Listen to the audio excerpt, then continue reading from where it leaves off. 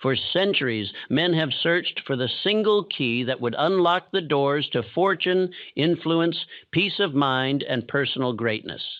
They have turned to kings, to priests, to scholars, and to charlatans.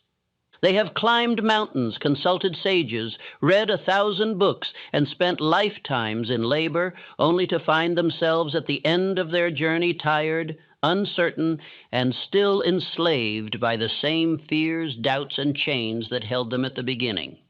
And yet, I say to you, there is a key. It is not buried.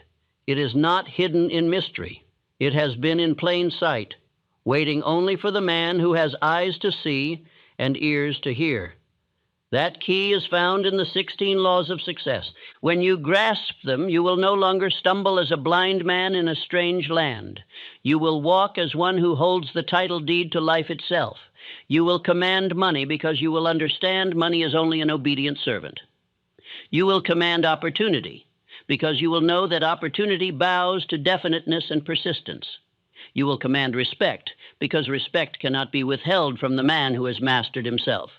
But before I show you what awaits you if you seize this key, let me show you the curse that comes if you ignore it. For every law of success has its opposite. For every principle neglected, there is a penalty inflicted. For every truth resisted, there is a chain forged. Picture this. You wake in the morning with no burning desire, no chief aim, no definite plan. The alarm sounds and you strike it with irritation because life has become a dull repetition of yesterday. You stumble into a job you despise under the orders of a man you do not respect, and every hour feels like a theft of your soul. You look at your children, and though you love them, you see disappointment in their eyes, for you have given them nothing but excuses. You look at your wife, and though she endures, she knows you promised her more than this. You look at your own reflection, and you know you have betrayed yourself. That is the penalty of drifting. That is the judgment handed down to every man who refuses to learn the laws that govern achievement. For nature does not excuse ignorance. The law of gravity does not spare the child who steps off a ledge. The law of success does not pardon the man who fails to obey it. Now picture the opposite. Imagine rising with a burning purpose so definite it draws you from your bed as fire pulls oxygen. Imagine walking into your work with the authority of one who knows he is not a hireling, but a builder, a leader, a creator. Imagine your children looking at you not with pity, but with pride, whispering to one another, "That is my father." Imagine your wife standing taller, because she knows she is the partner of a man who keeps his promises. Imagine your enemies gnashing their teeth in silence, forced to confess even through their envy that you have become untouchable. This is not a fantasy. This is law. And the difference between those two lives, the one of quiet failure, the other of triumphant success, lies in whether or not you master these 16 laws of success. Let me show you the path. Introduction. The two roads before you. Life places before every man two roads. One is broad, crowded, and easy. It requires nothing but drifting, excuses, procrastination, and surrender to fear. It leads to the wasted life, broken health, broken hopes, broken promises, and broken hearts. On this road, you will be mocked by your enemies, ignored by your friends, and pitied by your children. You will hear the ticking of the clock not as opportunity, but as the sound of your life draining away. The other road is narrow, demanding, and lonely at first. It requires discipline, faith, persistence, and the courage to stand alone. But it leads to riches of every kind, money that grows faster than you can spend it, friendships with men of power and character, respect that cannot be bought or faked, and peace of mind that makes even sleep an act of triumph. On this road, you will be honored by your family, admired by strangers, and envied even by those who once ridiculed you. The 16 laws are the compass, the map, and the torch for this narrow road. Without them, you will drift back to the broad one, no matter how fiercely you wish for success. With them, you cannot fail. Let us descend first into the pit and see what becomes of the man who dares to ignore these laws. Without this knowledge, he drifts like a ship without a rudder. He has strength, but it is scattered. He has ideas, but they are unfocused. He rises each morning with no definite aim, and so he spends his days as a servant to the aims of others, employers, politicians, schemers. His talents, meant for greatness, are wasted in small errands and empty labor. When opportunity comes to him, he hesitates, he doubts, he waits. And while he waits, another man, one armed with confidence, seizes the reward. He looks back later and says, I could have, I should have, but by then, the moment has already passed. He copies instead of creates. He complains instead of commands. He is endured, never admired. He offends more than he inspires. His emotions master him. His appetites devour him. He lives for comfort and receives poverty. He fears failure, and in fearing, he multiplies it. He curses adversity instead of mining it for hidden treasure. Look at the world, and you will see such men everywhere. You will find them beaten before they begin, bitter in middle age, broken in old age. They are your warning. They are the living proof that without these laws, defeat is inevitable.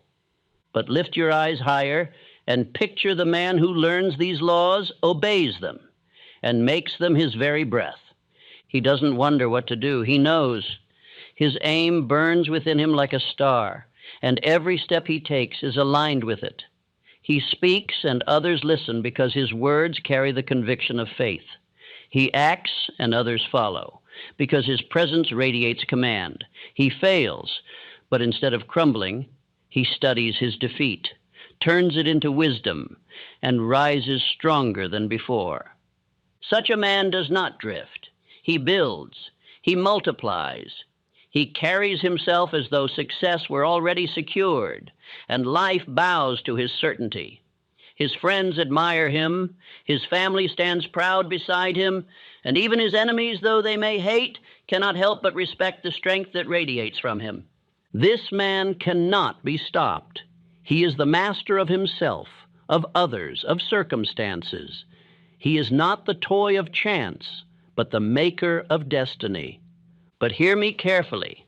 To neglect even one of these laws is to invite disaster. The man who applies 15 and ignores the 16th is like a general who builds an impregnable fortress but leaves a single gate unguarded. The enemy will always find the unguarded gate. History itself testifies. Napoleon Bonaparte rose higher than almost any man of his age. He mastered discipline, imagination, concentration, initiative, persistence. With these, he bent Europe to his will. But he ignored one law, the law of tolerance. His pride, his lack of harmony with others, his contempt for limits brought his empire crashing down. He won battles, but lost himself. And though his name remains famous, it is not the fame of honor. It is the fame of warning.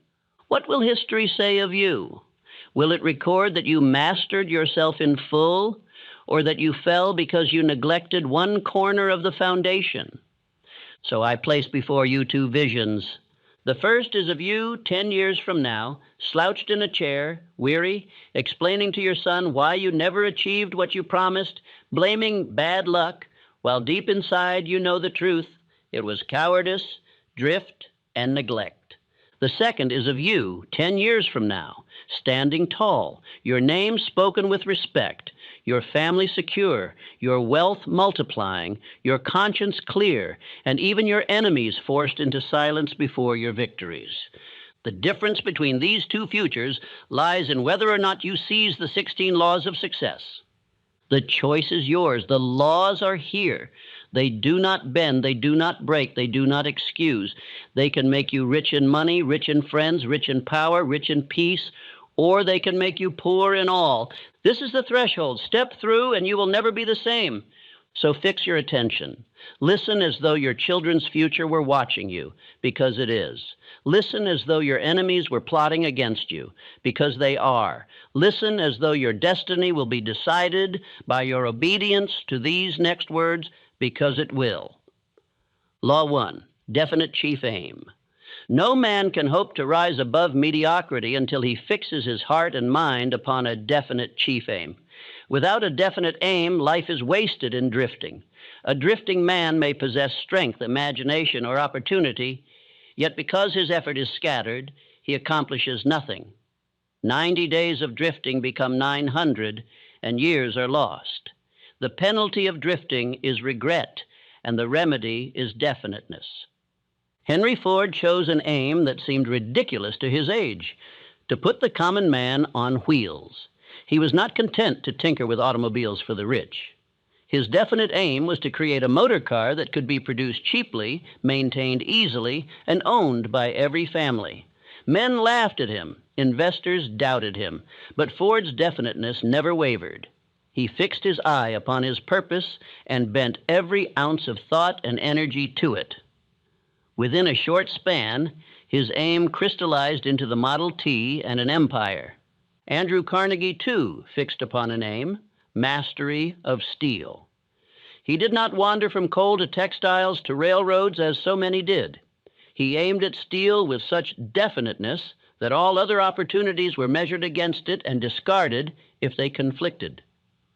By pouring himself into this single aim, Carnegie built one of the greatest fortunes the world has ever known. His aim acted as a magnet that drew to him men of talent, capital, and opportunity. The drifting man may protest, "I do not know my aim." That is no excuse, for desire speaks within every heart. What is it that stirs your imagination, that excites your soul, that you dream of in secret? That is your aim. Write it down. Do not trust it to memory. Fix it in black and white, where your eyes may see it daily. Then read it aloud each morning upon rising and each night before retiring. Read it with feeling until your subconscious accepts it as a command. This daily ritual is not suggestion, it is law. Repetition engraves the aim upon your mind until your every thought and act bend unconsciously toward its fulfillment. A vague dream becomes definite. A wavering desire becomes a burning obsession. 90 days of this practice will set you apart from 90% of men who continue to drift without compass. I have studied more than 500 men of great achievement, and I tell you with certainty, every one of them had a definite chief aim. None of them drifted into greatness. Their aims may have differed: wealth, invention, leadership, but all were definite. This is no accident. Nature herself demands definiteness. A seed planted without soil, water, and light withers. A man without an aim withers just the same. Do not fear that your aim is too bold. Life respects boldness. Do not fear that your aim is too high. The loftiest towers are built upon foundations as simple as stone and mortar. Your task is not to shrink your aim to fit your doubts, but to expand your faith to fit your aim. Say aloud with me now, "I know what I want. I demand it of life.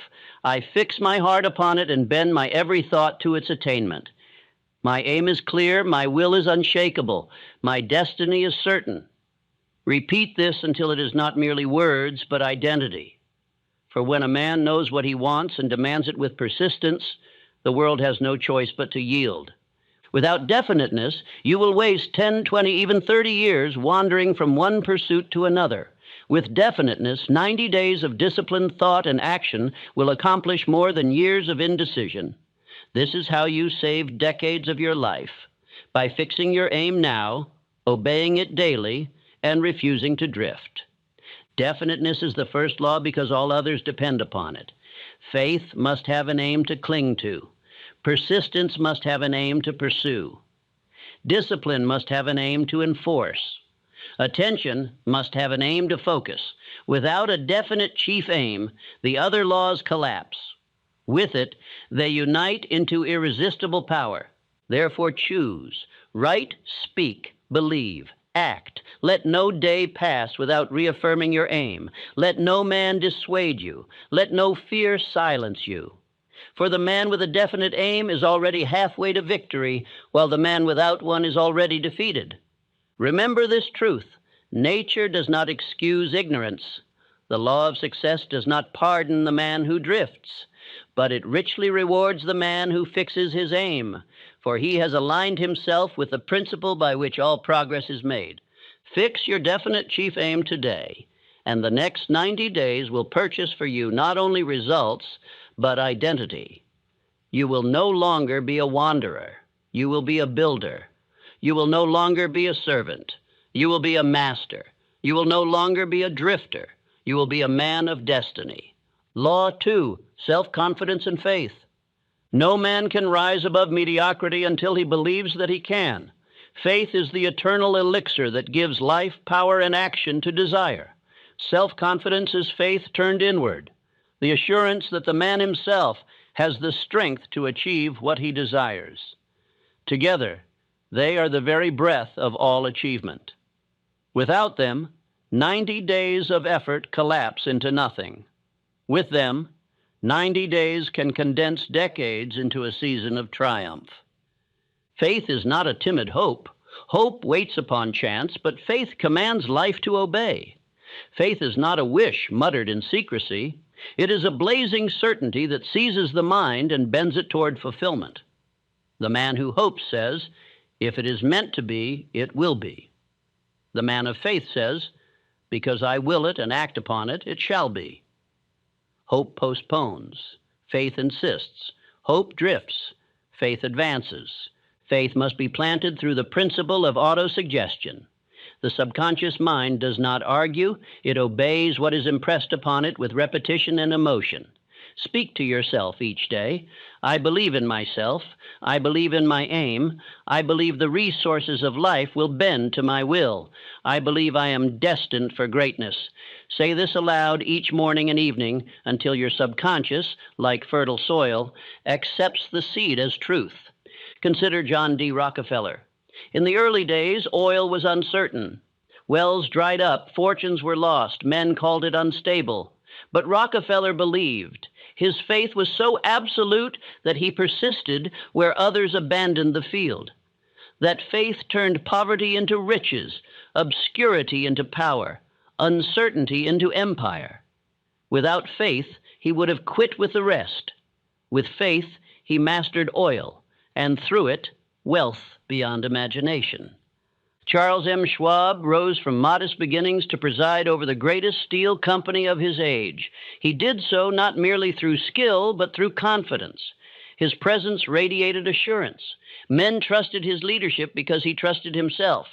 Carnegie saw in Schwab not merely ability, but faith in his own capacity. That faith drew opportunities to him. His confidence turned ordinary days into milestones. Contrast these men with the doubter. The doubter wastes decades asking, "Can I?" He studies, prepares, hesitates, waits for assurance. But while he waits, another man, one less skilled but more confident, seizes the prize. The doubter consoles himself by blaming chance, but the truth is merciless. His own lack of faith chained him. Doubt is poverty in the making, and self-confidence is riches in the making.